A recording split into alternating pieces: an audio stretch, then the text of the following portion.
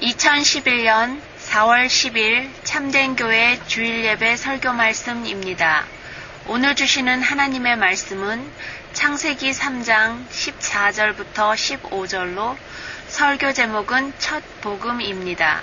말씀 안에서 주님의 은혜와 평강이 넘치시길 바랍니다. 인간 역사에 대한 많은 견해가 있지만 마르크스는 그의 공산당 선언에서 인류의 역사는 계급투쟁의 역사다, 그렇게 서술을 했습니다. 가진 자와 가지지 못한 자, 이 착취 계급과 착취당하는 계급 사이의 투쟁이 인류의 역사를 지배한다, 그렇게 표현을 했습니다. 굳이 꼭 그렇게 이 공산주의의 경제적인 원리, 그 관점을 우리가 빌리지 않더라도 우리 인류의 역사를 보면 또 가깝게 우리 주변에 고개를 들려서 우리 삶을 잠시만 돌아보아도 많은 갈등과 투쟁이 존재하고 있다는 것을 볼 수 있습니다. 인종과 인종 사이에 갈등이 있습니다. 특히 이민을 와서 여러 인종이 모여서 사는 그런 환경 가운데 있는 우리는 이 다른 피부 색깔을 가진 분들에게 차별을 받기도 하고, 때로는 피부색이 다르다는 이유 때문에 다른 사람을 부당하게 차별하기도 합니다. 남자와 여자 사이에 갈등도 있습니다. 가정마다 우리 남편들이 대체로 가지고 있는 권위주의적인 그런 모습과 또 아내들이 가지고 있는 여건을 보호받으려는 그 욕구 사이에서 많은 경우에 남편과 아내가 갈등과 대립 가운데 있는 경우도 있습니다. 많은 이혼들은 결국 그 갈등을 해결하지 못하고 그 갈등을 넘어서지 못해서 생기는 그런 경우가 많습니다.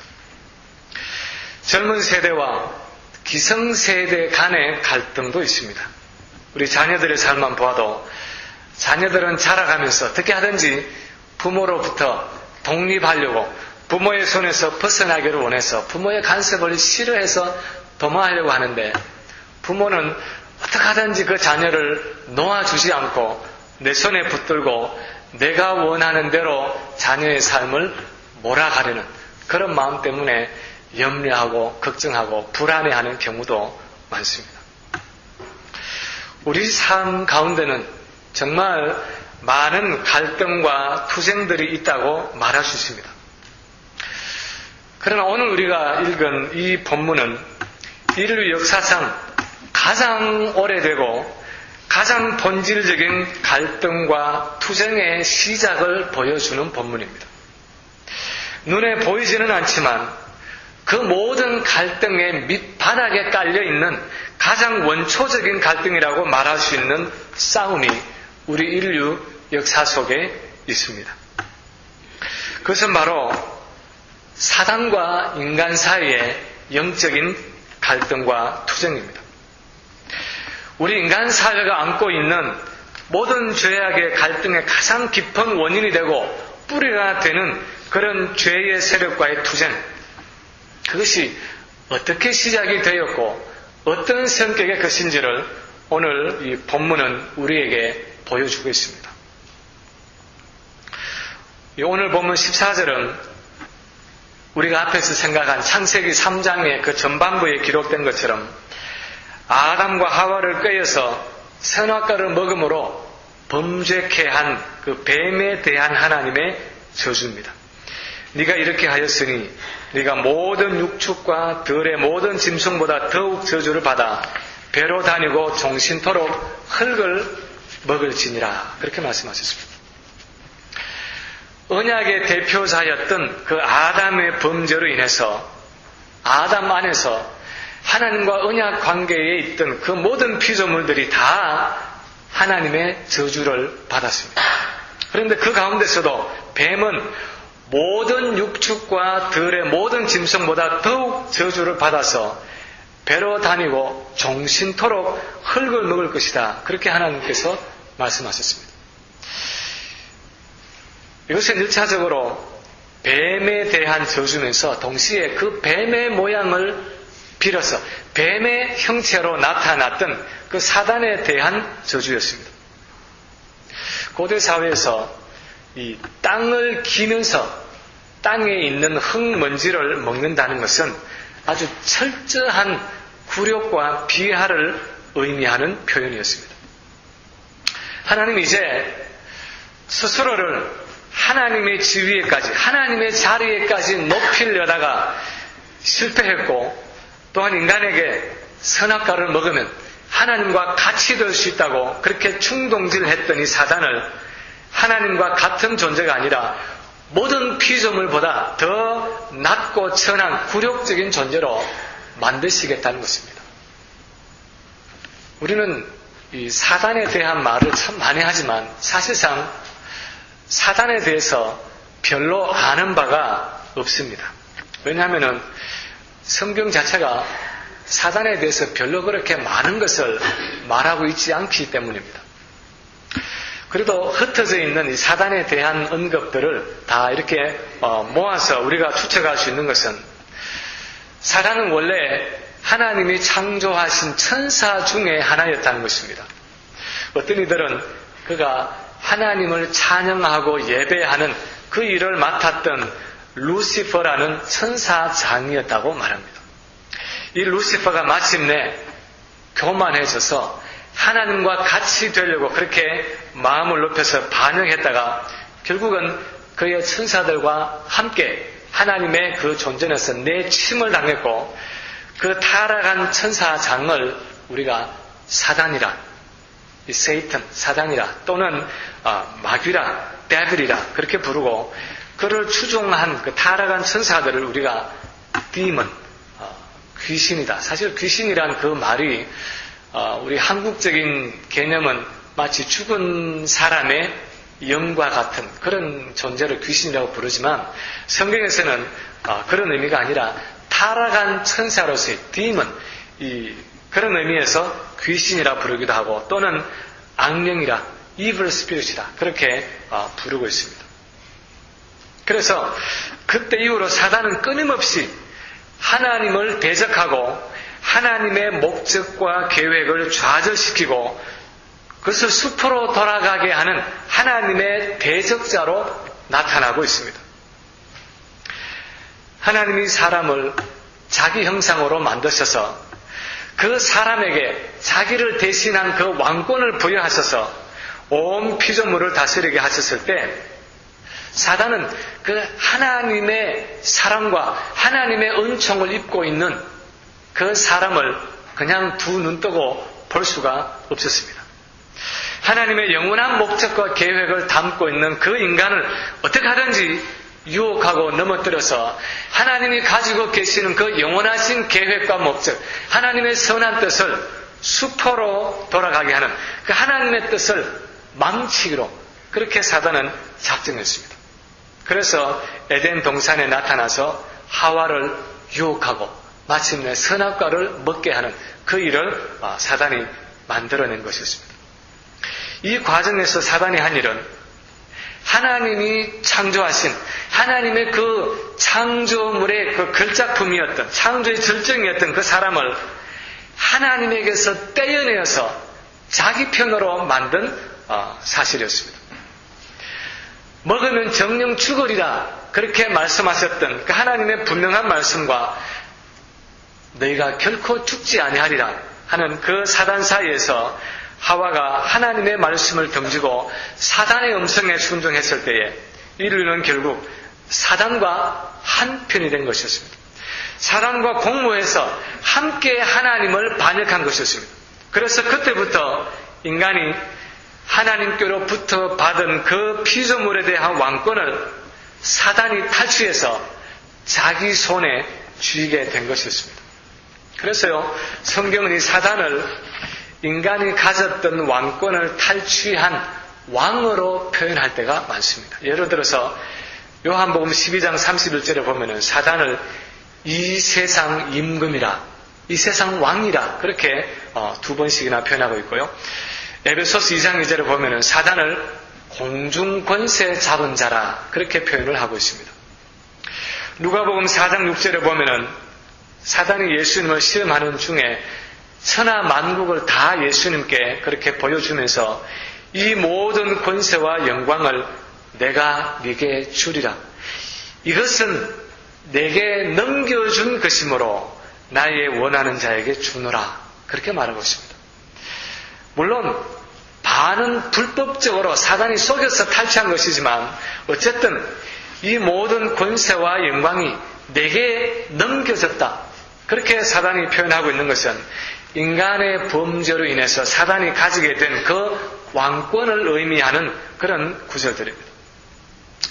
그런데 하나님은 이제 인간의 왕권을 탈취한 이 사단을, 그래서 이 세상 임금으로 공중 권세 잡은 자로 자처하는 이 사단을 낮고 천하게 만들어서 아주 굴욕적인 존재가 되게 하시겠다는 것입니다. 배를 땅에 붙이고 기어다니면서 흙먼지를 먹는 그 뱀과 같이 사단을 가장 비천하고 굴욕적인 존재로 만들어서 하나님을 향해서 가졌던 그의 그 교만을 철저하게 벌하시겠다는 것입니다. 어떻게 하나님이 그 일을 하시는가 하는 것을 구체적으로 보여주는 것이 바로 15절입니다. 15절 말씀을 보면은 내가 너로 여자와 원수가 되게 하고 너희 후손도 여자의 후손과 원수가 되게 하리니 그렇게 말씀하고 있습니다. 표면적으로는 이것은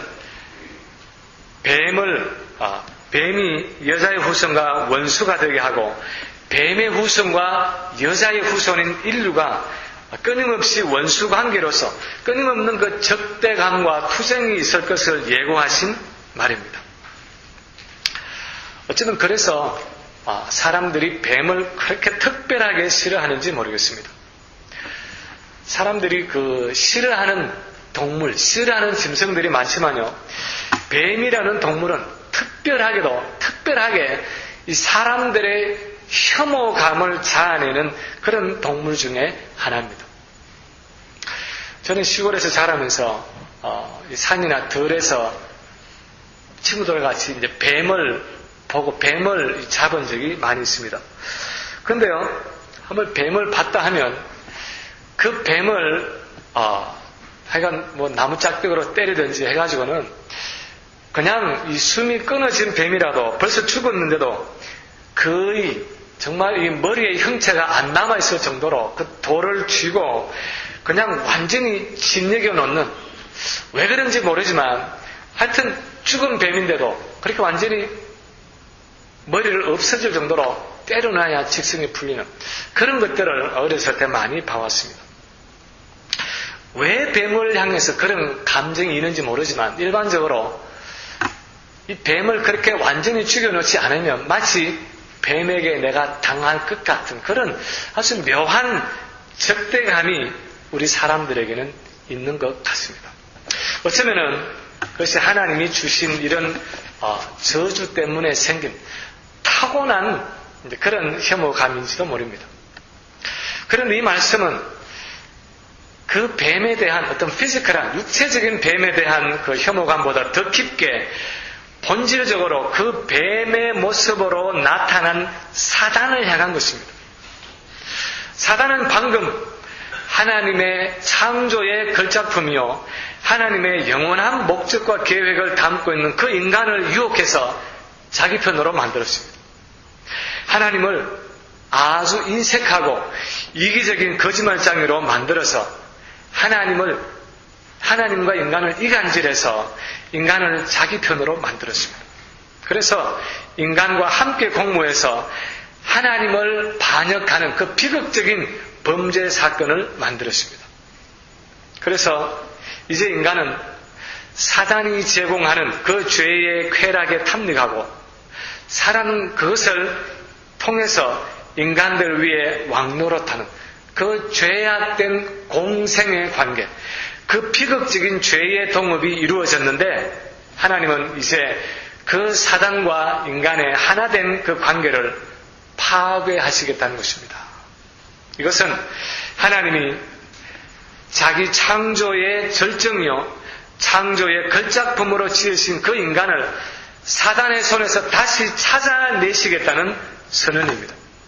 사단의 손에서 인간을 reclaim, 다시 찾아오시겠다는 것입니다. 자기 형상으로 창조된 그 인간은 결코 포기할 수 없기 때문에 반드시 그 인간을 사단의 손에서 되찾겠다는 하나님의 강한 의지를 이 본문에서 표현하고 있는 것입니다. 여기서 성경에 나오는 이 구속, redemption이라는 개념이 발전하게 됩니다. 이 redeem, 구속한다는 말의 의미는 노예로 팔렸거나 인질로 잡혀있는 그 대상을 값을 치르고 되찾아온다 하는 그런 의미입니다. 그래서 하나님은 지금 범죄로 인해서 죄와 사단의 종으로 붙잡힌 그 인류를 구속해서 되찾아서 다시 원래처럼 자기의 소유로 삼으시겠다는 것입니다. 이렇게 하나님이 자기 창조의 걸작품인 그 인간을 사단에게서 갈라놓으시고 자신의 것으로 리클레임 하시는 그 하나님의 구속 사역의 절정을 이루는 사건이 15절에 이어지는 말씀입니다.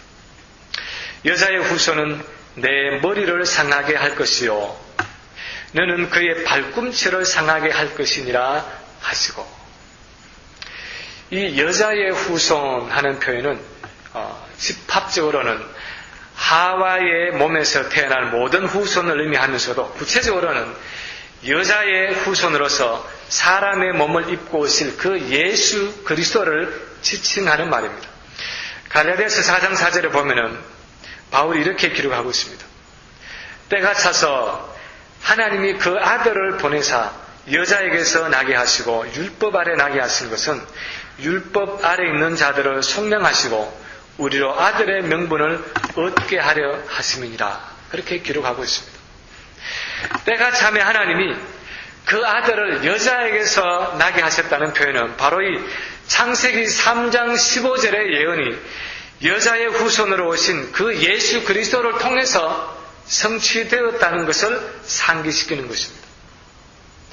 여자의 후손인 예수 그리스도가 둘째 아담으로 오셔서 사단의 머리를 상하게 하고 사단이 그의 발꿈치를 상하게 한 사건이 바로 2000년 전의 십자가의 사건이라는 것입니다.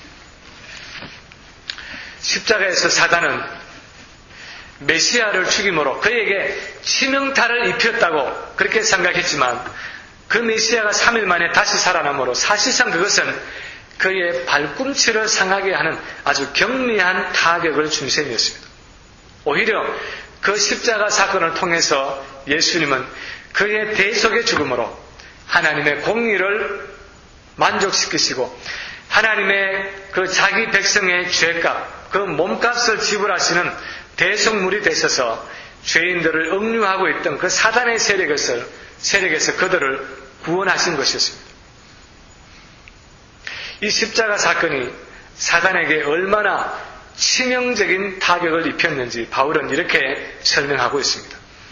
골로새서 2장 14절 15절 보면은 우리를 거스리고 우리를 대적하는 의문의 선 정서를 도말하시고 제하여 버리사 십자가에 못 박으시고 정사와 권세를 벗어버려 밝히 드러내시고 십자가로 승리하셨느니라. 율법을 지키지 못했기 때문에 죄의 종으로 사단에 붙잡혀 있던 그 종의 문서, 그것을 십자가에 못 박아 도말해 버리고 그 십자가의 죽음을 통해서 정사와 권세와 같은 그 사단의 세력을 완전히 벌거벗겨서 무장 해체하는 그 승리를 예수님께서 거두셨다고 했습니다. 이 십자가 사건을 통해서 예수님은 사단의 세력을 무력화시켰다는 것입니다. 이 십자가 사건은 이렇게 하나님이 보내신 메시아인 예수 그리스도가 여자의 후손으로 오셔서 자신은 발꿈치를 상하는 것 같은 경미한 상처를 입으면서도 사단의 머리를 짓이기는 치명적인 타격을 주어서 죄와 사단의 권세를 완전히 패배시키는 그런 승리의 사건이었습니다. 그것을 하나님은 오늘 본문 15절에 뱀에게 주시는 저주에서 수천 년 전에 미리 예고하고 있다는 것입니다. 이런 맥락에서 오늘 본문은 하나님과 사단과 인간 사이에 아주 중요한 의미를 가지는 말씀입니다. 인간 편에서 보면 이것은 아주 기쁜 소식이었습니다.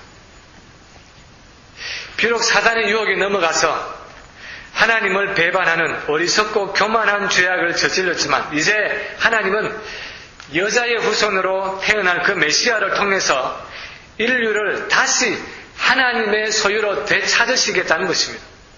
비록 범죄했지만 하나님은 여전히 인간을 버리지 아니하시고 마침내 인류를 구원하시겠다는 것입니다. 그래서 우리는 이 창세기 9절을 원시복음이라 또는 첫복음이라 그렇게 부릅니다. 성경에서 맨 처음 나타나 있는 구원의 기쁜 소식이라는 것입니다. 그런데 사단 편에서 보면 이것은 엄청난 저주였습니다. 왜냐하면 지금 막 자기가 유혹을 해서 자기 편으로 만드는, 그래서 자기의 종으로 삼았다고 생각했던 이 인간을 이제는 하나님이 여자의 후손을 통해서 사단과 분쟁이 일어나게 하시고 마침내 사단에게 치명타를 입히고 자기가 탈취한 그 왕권을 되찾아가겠다는 그런 사단을 향한 저주의 예언이었기 때문입니다. 그리고 하나님 편에서 보면은 이것은 엄청난 영적 전쟁의 선포였습니다. 하나님의 영광을 위해서 그의 대리왕으로 창조된 그 인간이 사단의 유혹으로 그 왕권을 탈취당해서 사단이 한동안은 이 세상 임금으로 공중 권세 잡은 자로 정사와 권세와 이 세상 주관자로 행세를 하겠지만 때가 차면은 하나님 자신이 자기 아들을 여자의 몸에서 태어나게 하셔서 그 왕권을 되찾겠다는 것입니다.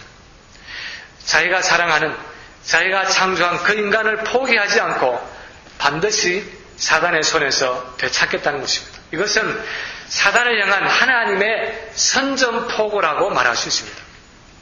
이런 의미에서 창세기 3장 15절부터 인간 역사 속에는 눈에 보이지는 않지만 어마어마한 영적 전쟁이 시작되었다고 볼 수 있습니다. 사단과 인간 사이의 치열한 전쟁이 그때 이후로 끊임없이 진행되고 있다고 볼 수 있습니다. 그러나 그것은 궁극적으로 사단과 인간 사이의 전쟁이 아니라 사단과 하나님 사이의 전쟁이었습니다. 그것이 바로 오늘 본문이 말씀하고 있는 것입니다. 그래서 신구약의 여러 곳에서 우리 인간이 싸우고 있는 이 영적인 전쟁은 궁극적으로 하나님의 전쟁이라고 선포하고 있는 것입니다. 예를 들어서 출애굽기 14장 13절에 보면은 홍해를 앞에 둔 그 이스라엘을 뒤에서 추격해오는 애굽 군대를 바라보면서 모세가 말합니다. 너희는 두려워 말고 가만히 있어서 여호와께서 오늘날 너희를 위해서 행하시는 구원을 보라. 너희가 오늘 본 애굽 사람을 또다시는 영원히 보지 못하리라. 여호와께서 너희를 위하여 싸우시리니 너희는 가만히 있을지니라. 그렇게 말씀을 하고 계십니다. 사무엘상 17장 47절에 보면은 다윗이 골리앗과 블레셋 군인들에게 이렇게 말합니다. 여호와의 구원하심이 칼과 창에 있지 아니함을 이 무리로 알게 하리라. 전쟁은 여호와께 속한 것인즉 그가 너희를 우리 손에 붙이시리라. 역대하 32장 8절에 보면은 아수르 왕 사네립이 유다를 침공했을 때 히스기야가 군대 장관들에게 말합니다. 저와 함께하는 자는 육신의 팔이요 우리와 함께하는 자는 우리의 하나님 여호와시라. 반드시 우리를 도우시고 우리를 대신하여 싸우시리라. 성경의 여러 곳에서 전쟁은 궁극적으로 하나님께 속한 것이요 우리가 싸우는 전쟁은 궁극적으로 우리 자신의 전쟁이 아니라 하나님의 전쟁인 것을 가르치고 있습니다. 하나님이 우리를 대신해서 싸우신다고 말씀하고 있습니다. 우리는 지금 어떤 전쟁을 싸우고 있습니까? 내 삶에 여러 어려운 상황들에 부딪히면서 우리는 어떤 전쟁을 싸우고 있습니까? 내 자신의 전쟁을 싸우고 있습니까? 아니면은 하나님의 전쟁을 싸우고 있는 중입니까? 우리는 너무나 흔히 인생의 이 모든 싸움이 나 자신의 것이라고 생각을 합니다. 나 혼자서 내 힘으로 외롭게 싸운다고 생각할 때가 있습니다. 그러나 하나님은 오늘도 말씀하십니다. 이것은 우리의 전쟁이 아니라 처음부터 하나님 자신의 전쟁이었다고 말씀하십니다. 하나님이 직접 사단에게 선전포고를 하셨고 하나님이 지금까지 이 전쟁을 손수 주도해오고 계시고 하나님이 자기 아들을 보내셔서 나의 이 전쟁을 승리로 이끌어가고 있다고 말씀하고 계십니다. 우리는 이미 승리하신 그 예수 그리스도의 승리에 믿음으로 이 전쟁에 함께 참여할 뿐입니다. 우리는 그 예수 그리스도의 승리에 동참해서 그분이 이미 승리하신 그 전쟁의 혜택을 누릴 뿐인 것입니다.